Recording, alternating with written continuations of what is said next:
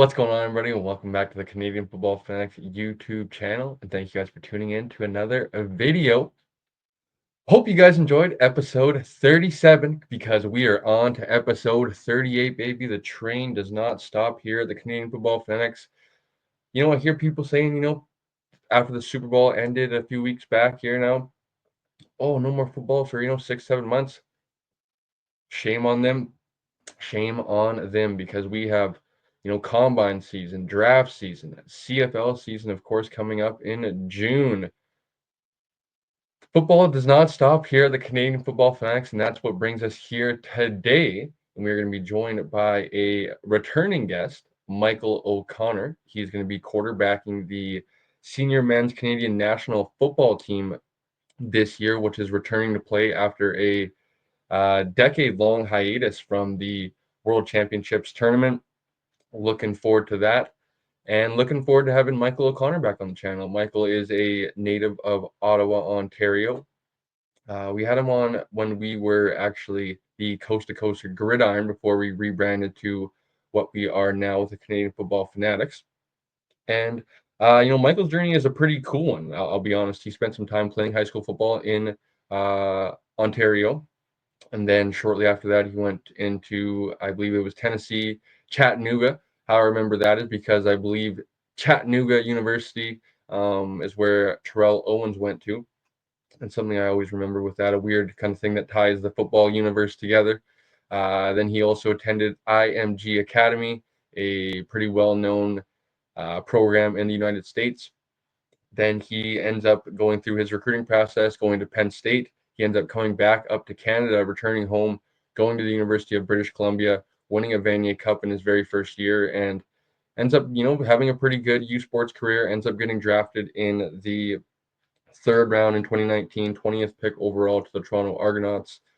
Ends up having a 3-season career, obviously with COVID in there as well. Would have been a 4-year career if 2020 wasn't canceled. But Mike had a pretty cool and fun career as a Canadian quarterback, as one of the, even before Nathan Rourke, Trey Ford, kind of, having to unfortunately probably take some of the lumps that those guys benefited from of, maybe not really believing in Mike as a professional quarterback quite yet. And then eventually down the road, we get a Nathan Rourke, and obviously they end up working in tandem together in a quarterback room, and Trey Ford, and just continuing to prove that there's many guys that can do this at the professional level. And it's unfortunate the way Mike's kind of career ended, unfortunately, with, getting his first start. And then unfortunately, I don't believe he ever got another one after that. One was out of the CFL that next off season. So why we're having Mike on the channel here today is, like I was saying, he is going to be the quarterback for the senior men's Canadian national football team this upcoming spring. And next year, I believe, is the official tournament in November, if not mistaken. Which brings us to, folks, teased on episode 37 that we are looking for sponsors. We have Area 51 Sports that has been doing a fabulous job for us and was the sponsor of episode 37. They're going to be still as one of the sponsors here for this episode 38, but we have our second official sponsor, and shout out to Akeem doing some of the work behind the scenes for getting this going. But the senior men's Canadian national football team is going to be our second sponsor here on the channel, and we have worked out a deal with them for a few episodes ahead. That, like I said, if you guys tuned into episode 37, you guys saw the graphics that we used with when Taylor joined us. There'll be a similar graphic today when we have Michael join us, and they'll have the Football Canada logo on there as well. So with that, we have our second ad read, folks.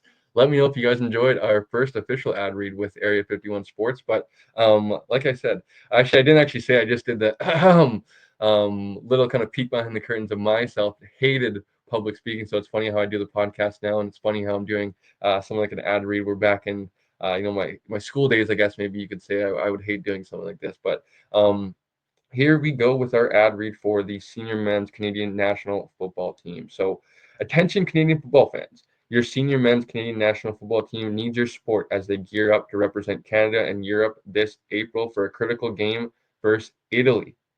Help the boys bring home the win by checking out the fundraising options and official team merchandise at footballcanada.com. Once again, that is footballcanada.com. Every purchase and donation goes directly to supporting the team on their journey.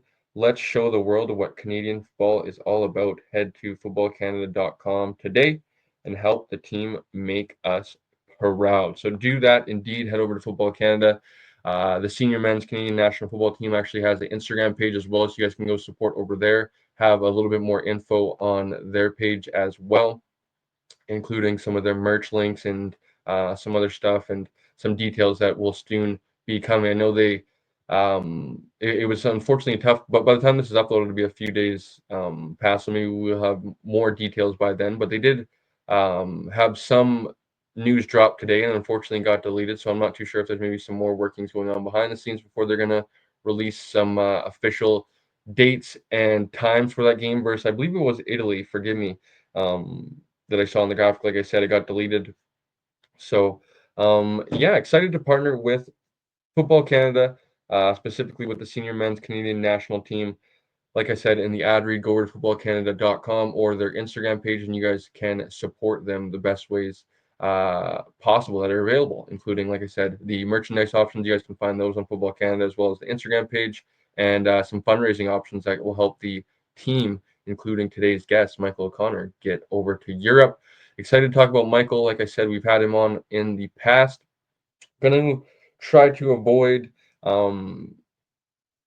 having some repetitive questions. Of course, we're going to want to tell Michael's story in this one for the people that haven't listened to the episode in the past. So we are going to tell Michael's journey, but today's episode is mainly kind of wanting to pick and here's kind of thoughts on representing Team Canada here in a few weeks and months and in the future.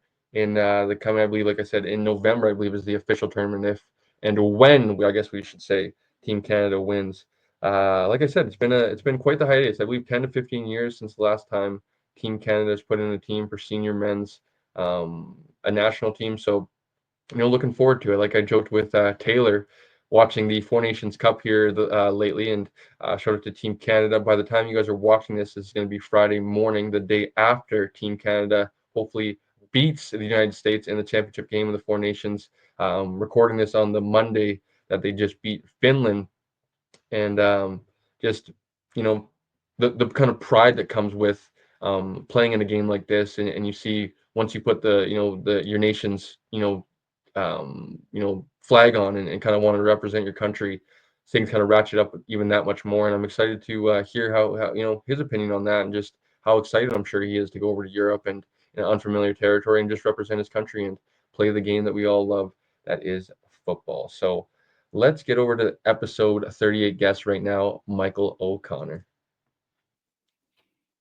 Attention, Canadian football fanatics. This episode is brought to you by Area 51 Sports, your one-stop shop for all your football needs. Whether you're looking for top-notch footballs, helmets, shoulder pads, cleats, gloves, or even flag football gear, Area 51 has got you covered. Trusted by athletes at every level, they're dedicated to helping you play at your best, gear up, and dominate the field with Area 51 Sports. Visit their website today at area51sports.ca and take your game to the next level.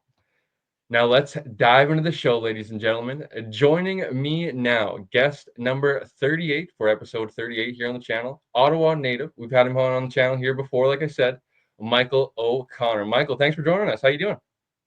Oh, doing really well. How are you? I'm doing good, man. I'm excited to have you back on. Like I've been saying, had you on in the past. We had you way back on episode 38 here today. We actually had you on for episode number 9 way back in, like I said, 2 years ago. I think it was 2023. Had you on and actually went and watched that episode back, and had some good laughs because it's some of my more inexperienced work when I was a little bit more fresher around the content world. But it was good to just kind of get a refresher of some of what we chatted about, and we're going to have some more of that conversation here today, but also we wanted to have a conversation. Congratulations. You're going to be representing Team Canada on the senior men's national team here. Upcoming game against Italy in Europe in April. And then I believe if you guys, or when you guys win, you guys will be playing in the tournament in November. So wanted to have you on, like I said, talk about your journey, but also talk about representing Team Canada, Michael. So let's get in, before we get into representing Team Canada, let's take it back a little bit to your high school days, I guess, and the question I want to pose, like I said, we've had Michael on the channel here before, so you guys can go back way back in the archives. You got to maybe scroll quite a ways down to find it, but don't want to talk about everything here, Mike, because we only have you for a limited amount of time. So where I kind of wanted to start here, and I thought it was maybe a good talking point, is kind of your experience with having played high school football in both Canada and down in the United States. And obviously, you played at a pretty high level at IMG, and I believe you went to a high school in Chattanooga, Tennessee, but you also played a little bit of your high school football in Ontario as well. So can you just talk about a little bit about those differences and maybe some of the pros and cons, I guess, of both? Oh, sure. Yeah, it's really different. I mean, in the South and United States, but South in particular, football is like religion down there. I remember I went to Baylor School in Chattanooga, Tennessee, a boarding school for grade 11. And our first game, there was like 4,000 people there. And I'm just like, oh my gosh, this is crazy. Um, yeah, it's definitely just like they take it way more seriously down there. And so, I mean, I'm really grateful and blessed to have been able to experience that being a kid from Canada and, having those life experiences, looking back on it, it makes me feel very fortunate.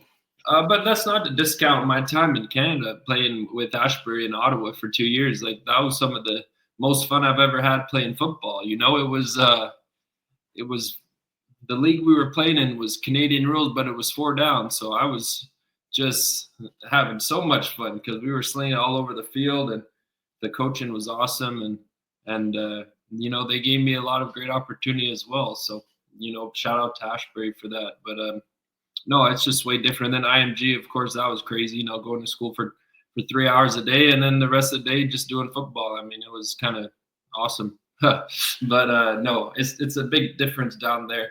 And I think that, like I said, I was fortunate to experience it, and I think that you're seeing a lot more kids do it now, coming out of Canada, going down south. I think that it's really smart because it's a great life experience, but also it gets them ready for the next level and just opens up their eyes and the competition. So a lot of benefits. Yeah, so could you maybe just with that topic talk about the growth in those areas though of, you also said it's a good opportunity to if, athletes from Canada have that opportunity to go down to, the United States and take advantage of those opportunities, but also we're seeing the development of some of the kids here in Canada. And, I was able to lucky enough to have Taylor Elgersma on the channel here last episode, and we see Theo Benedette and Gio Manu, obviously UBC alumni like yourself, getting opportunities to play their football in Canada, university football in Canada, but be good enough to be seen and maybe kind of just speak to it, because I know also you're getting into some of the coaching opportunities that have been coming towards your way, and just seeing the growth with kids from all the way across the province, obviously maybe across the country. Obviously maybe Ontario and a few other provinces are a little bit ahead of some, but I still feel like it's headed in the right direction. And hopefully, in maybe 5-10 years time, it'll be even that much more advanced in terms of the development of kids in Canada. Well, yeah, no, I'm 100% with you on that. I think that it's definitely a lot better than it was 10 years ago.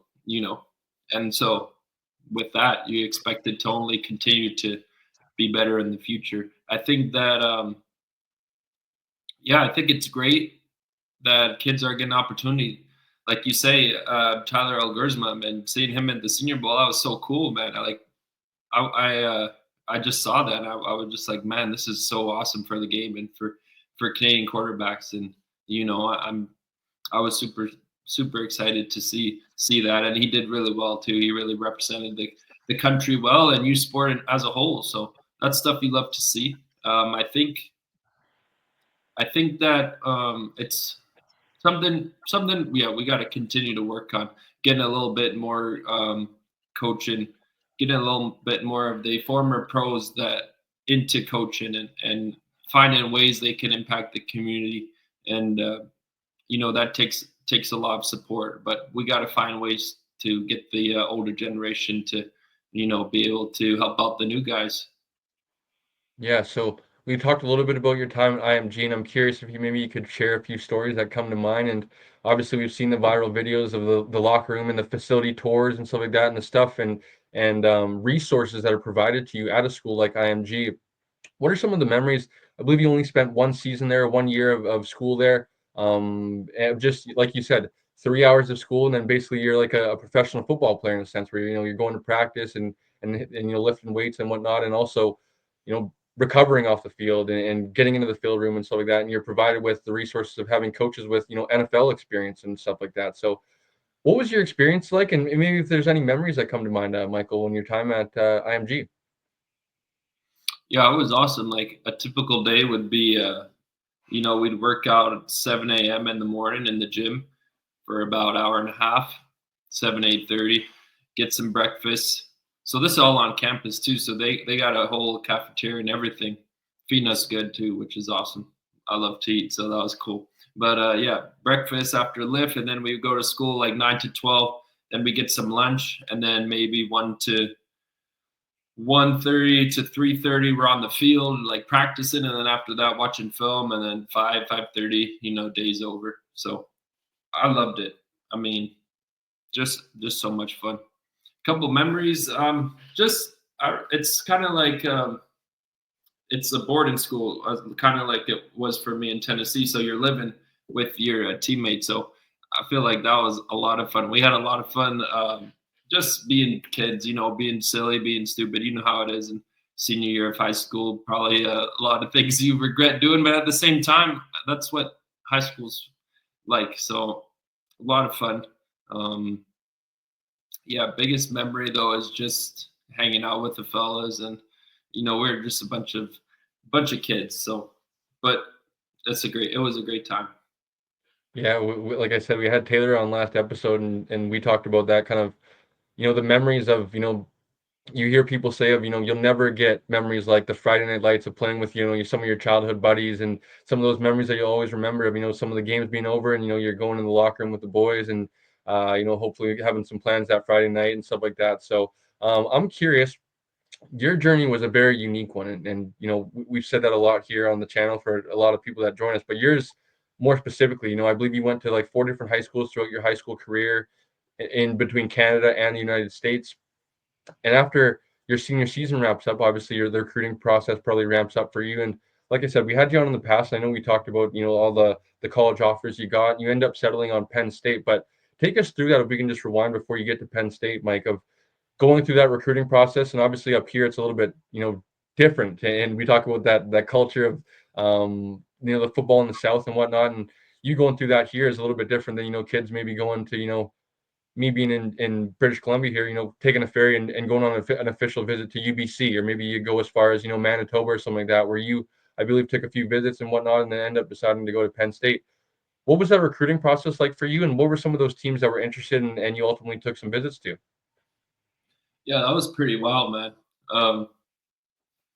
That was all thanks to Coach Vic. He runs Gridiron Academy back in Ottawa, and I was kind of one of the first kids that he ever trained, but he's got over 40 plus kids now with full Division I scholarship offer. So, I mean, he's been a blessing for me and so many other kids. So I'm really appreciative of Coach Vic. But no, something I'm really proud of, I could say, is that I got my first offer was Mississippi State, and I got that offer before I even went to school in Tennessee. So I had, I think, 5 offers before I even left Canada. So that's something I'm really proud of. And that, again, that's a testament to Coach Vic, because he was taking us in the minivan, driving us down to camps all over the East Coast, like Rutgers, New York, Michigan, Pennsylvania, Ohio, wherever we were going. And that's the only reason I got those offers. So, yeah, that was sweet, man. And I think I ended up with 13 offers or so, but I felt like Penn State just felt like home. It's weird to explain, but no, I visited a lot of places like Penn State, Michigan State, Syracuse, Rutgers, and then when I was down in Tennessee, I got to. Oh, here's a cool story for you. So I don't know if you remember this one, but when Johnny Manziel went into Alabama and beat Alabama, pretty famous game for any college football fans.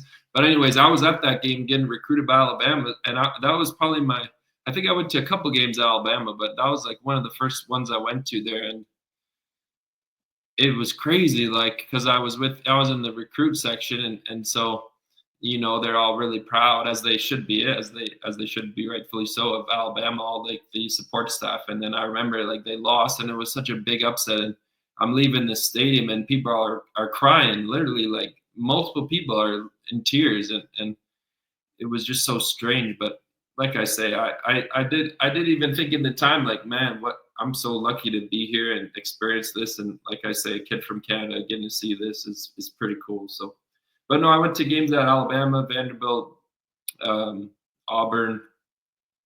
I remember I was at the Falcons Stadium. It was Auburn versus Clemson, week 1. They play in Atlanta Falcons Stadium, and I was sitting right by Deshaun Watson, and it kind of like, because he was getting recruited by Clemson, I was getting recruited by Auburn. Um, when I played I played an Under Armour All American game too, first ever Canadian to play in that game. So that was pretty cool. Uh, I had a locker right next to Myles Garrett too. So just like things like that. Like when I think back about it, it's pretty crazy to think about, But at the end of the day, just really blessed to, like I say, be a kid from Canada and have all those cool experiences. Yeah, man, super blessed and super cool stories to hear. I love hearing some of those behind the scenes stories. But actually, if you don't mind, it's a great reminder of, you mentioned Coach Victor. I believe it's I have here Tedendo that you mentioned. Hopefully, I didn't butcher that too No, much, that but wasn't too, that uh, wasn't too bad. you mentioned about Gridiron Academy and everything that he does with the 40 whatever Division One athletes that have had scholarships now. Can you just talk about what he does and what he did for you? I know we talked about when we had you on last time of, you could be uber talented, the best athlete in the world, but not having someone that, has belief in you and puts belief in you could be something that kind of weighs you down. And having Coach Victor behind you, I think, like you mentioned, kind of excelled your growth and helped you, find areas to kind of attract you going forward in your football career. So can you just talk about what Coach Victor means to you and just what he's doing in Canada? Oh yeah, I'd love to. I think that so in our culture, we like to very much raise kids with the whole like self-esteem movement and believe in yourself, and you can be anything you want to be and dream big and all that stuff, and that's great. But I find what our culture is missing at the same time is like that's not enough. You got to put the work in. So what Coach Vic does a great job of it is he shows us what's possible, but he also instills in us what it's going to take to get there, if that makes sense. So yeah, he's really hard on us, but it's because he loves us and because he knows where we can get to. So it's really tough to find someone who can both instill in you the belief in yourself that you can go be great, but at the same time that that's not gonna, kind of baby you. He's gonna be tough on you. So that's what Coach Wiggins is great at. He's tough love, but at the same time, it really is love, and he shows you just what you can achieve. So he does a great job of balancing both those things. I find it's a hard balance, even now that I'm coaching. Is sometimes I'm too hard on the kids, and sometimes I'm not hard enough. It's really hard to find the balance, but Coach Vic's great at that, and the testament is in the kids that he's producing and all the scholarship money, and now you're starting to see NIL money as well. I mean, we don't have to get into that, but there's a couple of kids now where that's getting significant NIL money, and he's literally changing these kids' lives straight out of high school from Canada, where they're having like money that will not, obviously they're gonna just be able to not work for the rest of their life, but they're setting themselves up for success for a long time, just straight out of high school with NIL money. So it's awesome. I love to see it, and Vic, he's just he's so great, and he's meant so much to the Ottawa football community as a whole. Shout out to Coach Vic, man. Shout out to Coach Vic. So to get back to your story a little bit in Penn State, and you end up only spending the season there, your freshman year, I believe. And can you talk about another cool story that we chatted about last time is your connection with the Bill O'Brien regime that was at Penn State, and he obviously ends up leaving, and maybe that kind of leaves your future a little bit in, unknown kind of territory with, obviously being recruited by Bill O'Brien, he leaves and a whole new regime's going to come in and, roll things over in terms of recruits and whatnot. So talk about your experience there with kind of learning the college football world, I guess. Oh yeah, that was a whirlwind for me, to be honest with you, because it was just so much to take in at such like looking back on it, I'm thinking like, yo, I was just a baby, man. I was just like 17 years. I think I was because I early enrolled at Penn State. I was like 17 years old or something crazy like that. Like for a couple months there when I was first there. But anyways, um, no, it was just a whirlwind because it's really like they love their football out there at Penn State and they love their football players. So it was just big culture shock. I had a lot of fun, maybe a little too much fun, but it was a great time. And like I say, I was so blessed to be able to experience that. Being a kid from Canada, how many people can say that, right? So, but I definitely maybe had a little too much fun. But at the same time, it was amazing, and I had a great time. Still, I imagine some of those atmospheres, like I said, we talked about them last time, in stadiums of 100,000 people. I live in a town of 100,000 population, so I can imagine some of those atmospheres were just unbelievable to be a part of. But like I said, you end up only spending the season there and open up your recruiting process again, and you end up settling to come back. Not settling, I shouldn't say actually settling, but you end up just deciding to come back to Canada and choose UBC, the University of British Columbia. Take us through that time for you at, I'm sure probably a challenging decision of whether or not to stay down in the United States or maybe come back home. And I'm sure deciding through many options back home of, universities in Canada wanting to try to get your services. So take us through that time and your decision to ultimately decide on UBC.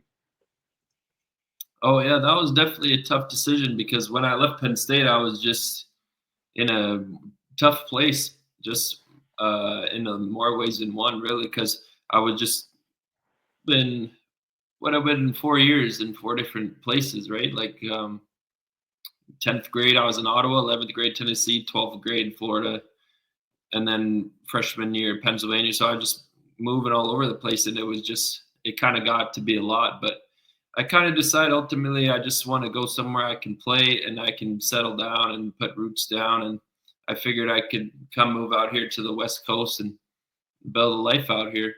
Really was the main thought, but it definitely was tough because I was thinking to stay down south, but then I was thinking to come back here, and ultimately it all worked out. But at the same time, there's no what how do you say it? It's like there's no roadmap for certain decisions in your life, right? You just gotta pick one and put your head down, and that's life. Yeah, so I'm sure there was some uncertainty with your decision to come back home to Canada, and I'm sure that kind of got put to bed after your first season with UBC. You end up winning the Vanier Cup, and just take us through that, what that must have felt like. And I don't know if you remember last time I grew up in BC here, and I remember watching Marcus Davis as a young guy, and shout out to Marshall Cook and Chappie, Dylan Chapdelaine. I know teammates of yours, guys that I grew up watching with the Vancouver Island Raiders, and following them to UBC, and then hearing about this former Penn State quarterbacks coming to Canada, and he's coming to UBC and following along that season. You guys end up, a Cinderella run to the Vanier Cup and end up beating Montreal in the national championship. What was that like for you guys? Obviously, coming into that season, you guys were very under the radar, not really one of the popular picks to win the conference with teams like Calgary in the Canada West, who was one of the more powerhouse teams back then. And like I said, you guys end up a Cinderella run and ended up putting rings on your fingers forever and putting your names on that trophy for history. So what was that like for you guys to come back to Canada and end up capping it off with a Vanier Cup national championship? Oh, that season was just wild because like you say, it was 1 year and then right away, boom, Vanier Cup. I mean, crazy to think about, but I think we were all just we all didn't really know what was happening. We were just living our lives, you could say, right? But it was pretty crazy to think about. But no, that team was really talented. I think I was with a buddy the other day. We were doing like the numbers on it. I think over 2/3 of the starting roster on offense and defense were in the CFL at one point. So like that team was stacked. Like there were so many great players. So it was a Cinderella run, but at the same time, like that was a really, really good roster. So, but yeah, no, it was special and it was really cool to be able to be a part of that. Yeah, for sure. And probably just obviously more slept on from the outside, and that belief in the locker room, I'm sure, was very high, as you mentioned, with the talent that was on the team, but just guys that probably weren't maybe more well known. With a guy like Malcolm Lean coming back and settling into his back in his roots in British Columbia, and a guy like Stavros Castatonis coming up from the States as well, and like I mentioned, some of those guys on offense, Marcus and Travella, a teammate of yours with Team Canada here in the future. Some of those guys in the backfield, and a very, very talented roster. Obviously, TD, Terrell Davis playing linebacker, and it crazy kind of for that time, because obviously I'm very well known of watching him growing up playing running back and running wild all over a lot of teams when he was with his the Mount Doug days. But take us through, I think probably the biggest factor when it comes to going to UBC, and why a lot of recruits go to UBC, and that's Coach Nell and the culture and the standard that he's created there at UBC, with you guys winning the national championship in 2015. Obviously, we saw last year that the run that they were able to make to the Vanier Cup, and falling just short in 2023. But I had Theo on in the past, probably about 10 episodes ago, and had him answer the same question, and just he raved about what Coach Neal has kind of meant to UBC, and what he's brought to the program in terms of just the standard, like I said, and the culture of, they're just it's winning seasons every year, no matter if they had a bad season the previous year, and trying to get to the Vanier Cup every year. So talk a bit about what Coach Neal means to even yourself, I'm sure, of the belief of wanting to buy into a program like this, and ultimately getting you back to Canada here. Yeah, I mean his coaching resume speaks for itself. First off, I mean that was one thing that really stuck out when I was thinking to come back here. And no, like you say, he's a big culture guy too, right? So I think when he first got to UBC, before I got there, but when he first arrived, I think like half the team kind of quit or something, because it was like just a whole new mindset. And that's something I like, because you got to be first year when you're taking over a program, you got to be, if you're going to be on one side of the spectrum, you got to be extra tough on the kids. So I think that it was great ultimately for us, because it kind of basically, it was a perfect storm that 2015 season, because Coach Nell recruited a couple of us guys that were great, like Taylor Waffler's another guy we didn't mention, but coming from Boise State. But there was numerous guys, and like you say, Travell, he was a big part of that team too. But then you look at the guys that actually stayed; they were serious and they really wanted to play, and they were dedicated. So it was a great mix of the veterans from UBC that maybe had the perspective of going through a lot of hardship, but they stuck around. So that was great. Then you had a couple of us that were new, but were great at football, and it was just a beautiful marriage. And I think that was a big reason why we had so much success that year.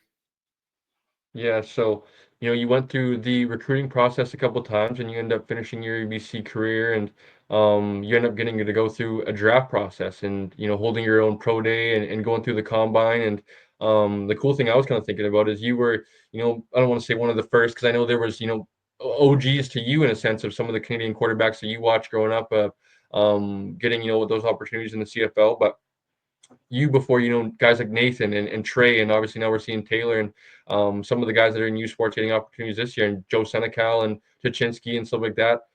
You had that opportunity to go to a CFL combine and showcase your talents. So what was that like for you to kind of put your own pro day on at UBC, and have some scouts attend that and whatnot, and then ultimately end up going through the combine process and whatnot, and get drafted as well? Oh yeah, that was sweet. That was amazing. I remember thinking about when I was getting recruited for college, in like 11th grade, 12th grade, and I just didn't enjoy it too much. I was too stressed about everything. I just didn't enjoy it enough, because when you're getting recruited, it's like you're the pretty girl at the dance, and all the guys are trying to ask you to dance. And so, I mean, it was kind of sweet, but I was stressing out too much. So coming out of college, and then going into the CFL combine and all that, I was just telling myself, I'm really going to enjoy this experience and not worry about like what happens, because I kind of learned from when I was getting recruited in high school that, hey, you only get this experience once, so just be present, be in the moment, and enjoy it. So I had a lot more enjoyment at that in that part of my career than maybe getting recruited, because I had the perspective to say, hey, it's all gonna work out. Just enjoy yourself. It only happens once. So take us through. You end up getting selected in the CFL draft and hearing your name get called, which I would imagine is a pretty cool feeling, by the Toronto Argonauts in the third round, 20th pick back in 2019. Take us through that experience of another milestone for you of being a Canadian quarterback, hearing your name called. Take us through maybe your draft day experience of where you were maybe, and obviously it's not as built up as the NFL draft and stuff like that, but it's on still TSN and stuff like that, and they do a still draft show and stuff. But take us through your experience of hearing your name get called as hearing your dreams be fulfilled. Yeah, that was a crazy day. I was actually at Seattle Seahawks rookie minicamp. So when I actually got drafted, my phone was off because like we're in a team meeting and I'm not gonna have my phone on, right? Obviously. Um, so it was the first night of the mini camp. So we didn't actually practice. We just had a meetings all night. And then I remember after that was over, we got on the like there's a school bus they brought for us to like drop us off at the hotel. So when I'm on the school bus, I open up my phone and I see the first text I get is from Cole, who was a quarterback with me at UBC for 3 to 4 years. And Cole's awesome. He's amazing. That's my guy. But anyways, it says he said something like Argos, let's go, or something like that. So that's kind of how I actually found out where I got drafted to. And then it was Coach Chamberlain. Corey Chamberlain was head coach at the time. So I'm on the bus, and that's when I called Coach Chamberlain, just let him know. Sorry, I missed your call. I was in the Seahawks meeting, but thanks for drafting me. I'm really excited, and but it's a weird position to be in, because I obviously would have preferred to be like back in Vancouver celebrating with my teammates and friends, but at the same time, again, I got to go to like a rookie minicamp, and then I felt like how many Canadians can say that? So that was a blessing too. But yeah, unfortunately the timing was a little off, but at the same time, I'm not complaining, but there's worse things that could have been happening. It just adds to the journey that much more, Yeah. Mike. And I love hearing stories like that again. But shout out to Cole. Shout out to Coach. I believe Coach Mayer, right? I believe he's still Yeah, coach. he's doing this thing now in Georgia. He was the OC of a 5A school. They made it all the way to state championship. So Cole's doing his thing down there, and I love to see it. So yeah. Yeah, I've like you were saying there, you spent some time together at UBC, and I follow along throughout his journey of the coaching career and then going down to the United States again. And um, let's get into your CFL career. Like I said, get drafted by the Toronto Argonauts, and your first year you end up having a little bit of game experience, and you end up getting to throw your first professional TD pass, and you get to do it against your hometown squad in the Ottawa Red Blacks. And what a feeling that must have been to be playing in a professional game, and then obviously circumstances happen with players going down and stuff like that. You get an opportunity to go in and throw a touchdown pass versus a team I'm sure you got to grow up and watch there in Ottawa. What was that like for you to throw a touchdown pass in the game, and especially versus Ottawa? Yeah, that was sweet. I mean, I remember when I was a little kid, like I'm talking probably 5, 6 years old. I remember going to a Renegades game with my parents. There was the Ottawa Renegades at the time, and Joe Papa was the head coach. But then they folded. So for the majority of my time growing up in Ottawa, there was no CFL team, which makes me kind of sad to think about. But I'm really happy they got a team now because it's awesome. It's a great atmosphere, and it's always better to have a team. But anyhow, no, that was sweet. I mean, that was a lot of fun.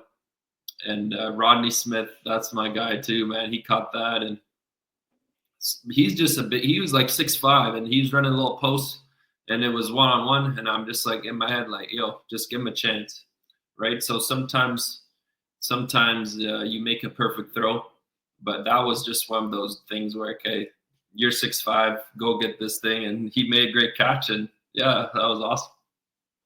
I gotta ask, Mike. There's some checklists when you're checking off the first touchdown pass and stuff like that. And I'm sure you check off the keeping some of these game jerseys. Do we get to check off? Do you still have that football? Do you still have the first touchdown football that you threw? I still have it. Yeah, I do. Hell yeah, man. That's sweet. And that's got to be something that's a cool keepsake for you, and something that I'm sure that'll be with you forever, and maybe even passed down for generations to come. And the O'Connor family. So I'm curious, you continue to go through your CFL career, and unfortunately for you, you had to deal with the COVID situation, and you get drafted in 2019. Your second season or what would have been your second season in the CFL was canceled, and then you end up going to the Calgary Stampeders and spending a season there, as well as backing up Jake Mayer. And take us through maybe what that experience was like for you to work in a quarterback room with Jake Mayer, number one, but also in an organization like Calgary with a guy like, Dave Dickinson and stuff like that, and just the culture that they built. And obviously, in the last few years, it's been a little bit, in the wrong direction. But at the time, you were still with, Calgary in one of their regimes where they were very well respected. So what was that like for you to just spend in a well respected regime like that? Yeah, that was really cool. I really enjoyed my time in Calgary. A beautiful city and beautiful people. And yeah, playing with the Stampeders, a lot of history. And like you say, they had a pretty great run there in the 2000s and the 2010s there. So it was cool to be a part of that, and just get to experience that whole deal. And yeah, I love the city of Calgary. I was thinking, I didn't know in my head what Calgary would be like, but I guess being from the East Coast, you have this thought of Calgary as just being like country, or just being full of cowboys. But maybe that was just me being naive and young. But the people there are sweet, so amazing, multicultural, great place, and they really like their football out there, and they have a strong grassroots football program out there. So yeah, I had a great time out in Calgary and love the people. Another cool storyline to your journey is you end up, after that season with Calgary, you end up deciding to come over and come back to a place you're familiar with in BC and join the Lions and end up and ultimately creating the first, all Canadian quarterback room and teaming up with, Nathan Rourke, who was going to be given the keys to the BC Lions organization. You were going to work in tandem with him in that quarterback room. How cool was that for you to see that kind of come to fruition and ultimately be in the quarterback room with two Canadians and one being the starter, one being the backup? Oh yeah, that was cool, man. That was awesome. Being able to just be proud to be Canadian and be part of history too. I think that was like the first ever 1-2 Canadian duo in CFL history. So that's pretty cool to be part of that history. And working with Nate too is awesome. He's a great quarterback. He's a great kid, and he's just he works super hard, and you could see why like he's having great success just because he has the talent, but he also puts all the work in off the field, and he's a great guy too. So I'm rooting for him still. Watching him play, man. I'm a big fan.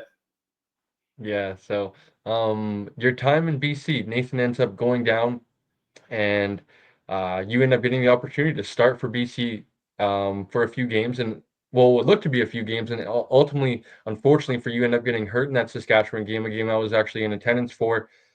Take us through that. What the feelings must have been like for you to be, named the starter, but ultimately a very bittersweet moment for you to go through that game. And you made one hell of a throw that I remember over the middle, and you start to, kind of get into a little bit of a groove, and I'm sure feeling yourself a little bit, but ultimately end up, I believe, leading the game with a hamstring injury and kind of having that opportunity a little bit squandered because of a thing like an injury, which is just so shitty to be honest, but how cool of a moment I'm sure was that for you to, start your first CFL game and go through that experience.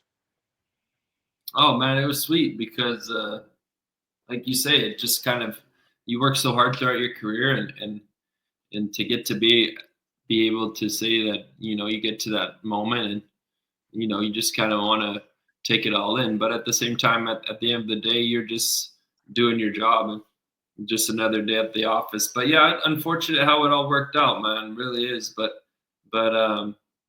man, I learned a lot, and I failed a lot, honestly. But I feel like I feel like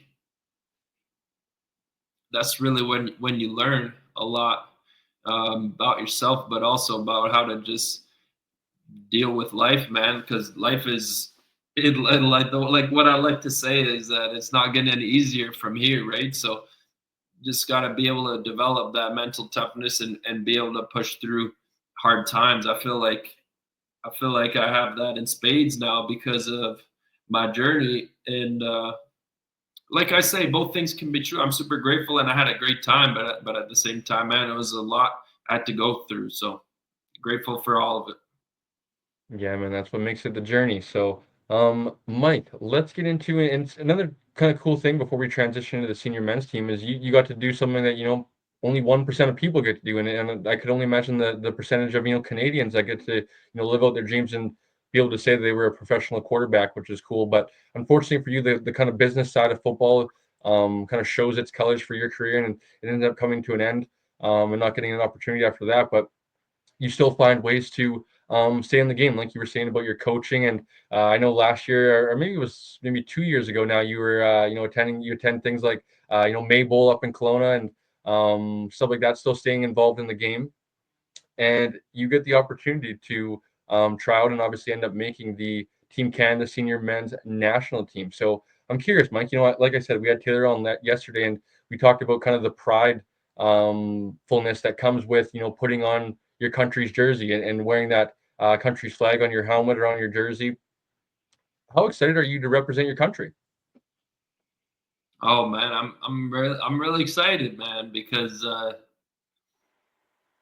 don't know. I'm really proud to be Canadian, although we definitely are having some issues at the moment. But no, I mean my parents and my aunt instilled in me great love for the country. So I'm just excited to be able to, put the flag on. It really what it is. Yeah. So I'm curious, Mike. I'm sure you've talked about it in the past of the game of football has been able to bring you all over the country, all over North America to play the game. Have you ever played in Europe, and how excited are you to go over to travel to Europe and play in a qualifying game? Or I guess it's not officially called a qualifying game, but to take on Team Italy here in April to travel across to Europe, get on a plane with a bunch of your teammates. We talked about it before of the high school memories of you enjoying some of those memories. I'm sure you're going to be able to bond with the team going over to Europe on the flight and whatnot, and in the hotel. I'm sure you're going to be there for a week or two leading up to the game. How does that excite you? Of traveling over to Europe, a country that maybe you're going to be able to obviously it's a business trip and you're wanting to win, but be able to take in the sights and whatnot, but just enjoy yourself as well. Yeah, I'm really excited.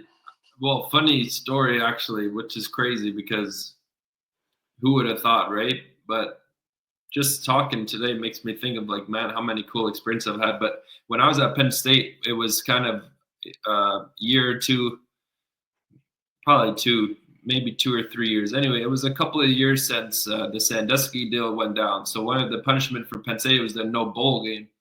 But our first game of the season, we played in Dublin, Ireland versus UCF. So crazy story, but my first ever game with Penn State was in Dublin, Ireland, and we went for a whole week before, and we stayed at like this beautiful castle, like one of the top 10 honeymoon destination in the whole world or something. Like it was unreal, man. And we got to tour Dublin, went to the Guinness factory, didn't drink any beer, unfortunately. That would have been cool too, but nothing like that. So yeah, I mean, again, really grateful for that experience. But no, so when you ask me, did I play a game? Have I ever played football in Europe? I played one game in Europe. I didn't actually play, but anyways, that was really cool. But yeah, going to Italy, I'm really excited to see the sights and try the food out, man. I heard it's great food out there, and I love to eat, so that's probably what I'm looking forward to most. And we'll definitely go out there and handle business for sure. What a crazy story that is, that actually having a little bit of experience over in Europe. So that's going to be a cool upper hand for you, Mike, with obviously, going over there, the time change, all that sort of stuff. And um, I'm curious, we talked about former teammates. Terrell Pinto is going to be on the team. We're actually going to be having Jamal Lyles going to be running back for the team on. Hopefully, going to be having Coach Maddox on the team. How excited are you to see maybe some familiar faces? I know platforms like Persevere and a few other Instagram platforms have been putting out the graphics of U Sports alumni that are on the team and stuff like that. And I'm sure guys that you maybe played against or maybe played with. How excited are you for kind of the crop and the roster you saw that got released a few weeks back of being the team that's going to represent Team Canada over there?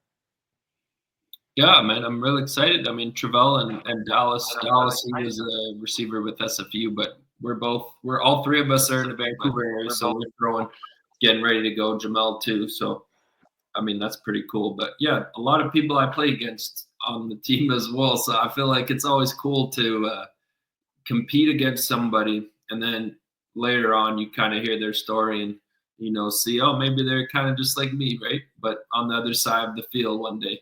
But now we're on the same side of the field, so that'll be pretty cool. But it's crazy how football is, man, because I know a couple, like probably 10 guys on the team just from being from around football. But that's how the football world is, right? It's connections everywhere you go. So I'm excited to work with them again, and also to meet the new guys that I've never met before. I'm sure they're all great guys too. And so yeah, no, it'll be a good time.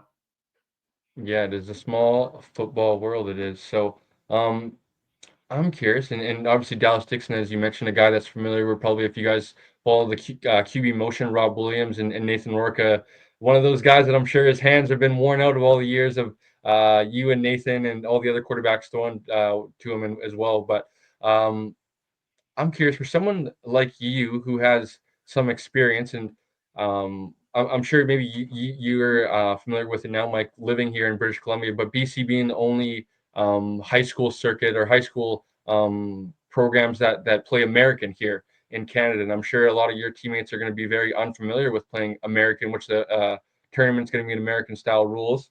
Um, Talk a bit about that adjustment for you. Obviously, it's not really much of adjustment because you have some experience playing the American game with, smaller field and the ball being a little bit smaller and hashes and all that sort of stuff that comes with it. But also the adjustment, I'm sure you're going to be able to help your teammates with of, being able to be a little bit more comfortable with relaying information to them and stuff like that, just because of your experience with playing the American game. And how do you think that'll maybe, be a transition for some of these guys that have only grew up playing Canadian, whether it be in Canadian high school, U Sports, and then obviously in the CFL as well, and what a transition that might be. I don't think the transition will be too bad for the guys, even if they never played American ball. But you never know. Maybe it will be. Maybe it will be. You never know. But no, I coach a 7-on-7 team out here with Air Raid Academy. I help coach some of their 7-on-7 teams. So I got a whole playbook, and I send to Coach Max as well. I'm like, Coach, I already got the playbook. Let's just run this stuff because I'm running with the kids already. And Travell coaches that team as well. So and Dallas helps out some too. So like we're all familiar with that stuff. But no, I don't see it being too much. I mean, I would love to just get in the spread, go a little no huddle. I can set the protection, give a route concept over here, tell the back what to do, and then we're off and running. That's the way I envision it. Because I'm all about the fire. We call it fire, but it's just no huddle. Because I'm all about getting a rhythm, keeping the defense tired. It's more tiring to go forward than backward. D linemen get tired quicker than O linemen. So let's get in the rhythm. Let's get rolling. But yeah, in terms of the American ball, I don't see any issue with it. Great answer. I love to hear it. So, lastly, I was going to ask you a couple more questions, but you kind of tied into that a little bit with that answer there. But I was going to ask you maybe for the people that maybe aren't aware of maybe your play style, Michael, and maybe you can even answer this a little bit more in detail. But you mentioned of some of the fire, and for those that aren't aware of, we usually do with the Raiders, a fire drill at every Wednesday practice, and it's basically just hurry up. And like you said, you like to kind of call the protections and like to kind of do it on the go, but what kind of quarterback are you if maybe some of these Canadian football fans are going to be tuning into this tournament aren't familiarity with kind of your play style and who you are as a quarterback? Oh yeah, I'm pocket quarterback for sure. Sneaky athletic back in my day, but I'm a little older now, man. I'm a little older now, so I don't know about all the running and stuff. But yeah, no, I'm definitely going to be sitting in the pocket. I don't mind getting hit. I'll wait the last second to let my receiver break open. Um, I feel like a point guard, and I just love to get the ball out of my hand, let the guys make plays. I'm not a big extend the play guy, to be honest with you. But if it needs to happen, it needs to happen, whatever it takes to win. But no, I'm definitely got great control of the offense, you know. Um, and yeah, I like to analyze the defense, and you know what's it's kind of interesting though, but I don't want to get off too much of a tangent, but when you think about the Mahomes versus Brady thing, right? And obviously both great quarterbacks, and they both are doing their thing. But when you look at Brady, he's just so methodical, always going to the right place at the right time. And I find when you play that way, you're less of a roller coaster and you're more of like a straight line.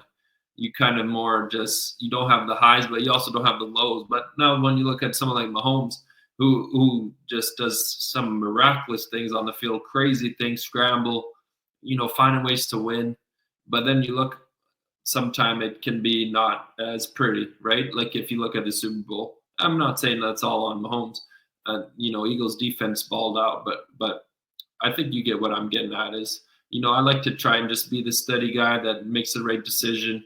And will it always be sexy and game breaking plays? No, but at the end of the day, that's not my game. My game is just to let the true athletes on the field do their thing, which is O linemen. They're the true athletes on the field. But I'm getting at the receivers and the running backs. Letting them get the ball in space and go make plays.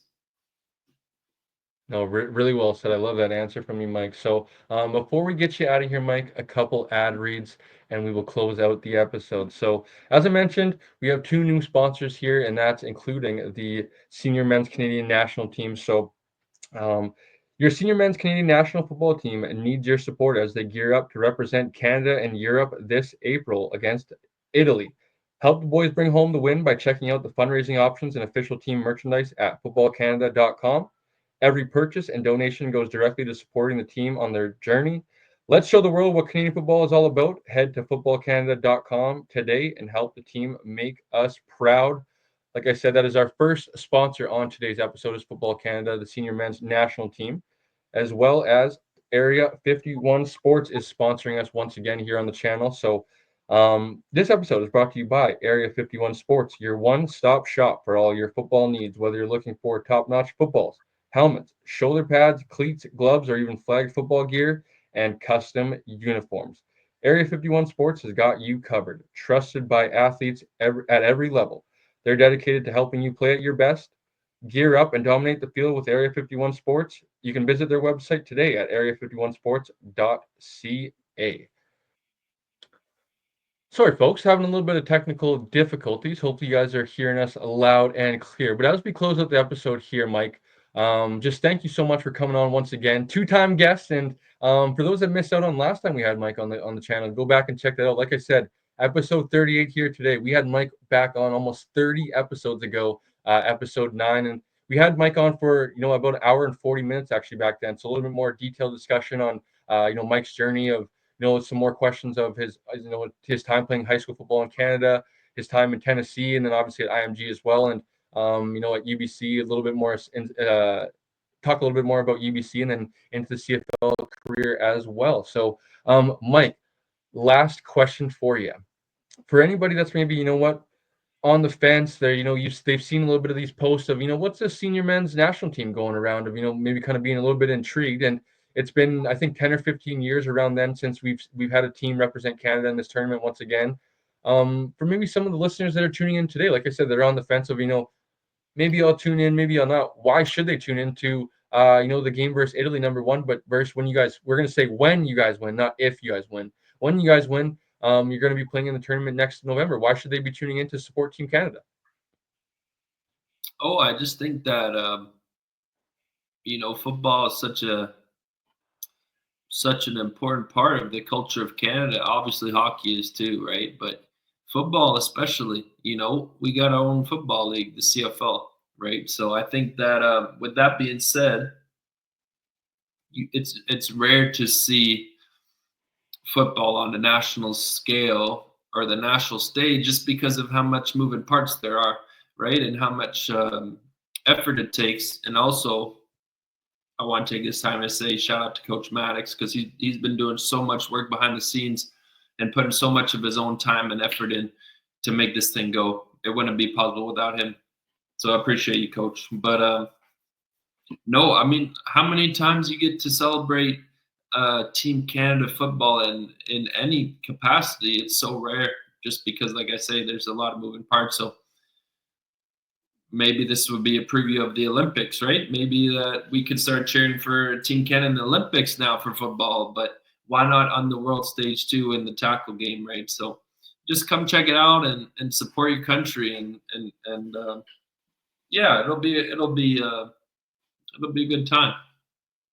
There's not any information provided just yet on any streaming services or where the game is going to be available in April when Team Canada takes on Italy. But stay tuned. Like I said, Team Canada Senior Men's National Team has an Instagram page. You can stay tuned to the Canadian Football Fanatics as a partner with them. Whenever the information gets released, we'll have that available for you guys. And that brings us to, you guys can follow us on social media. We are both on Instagram.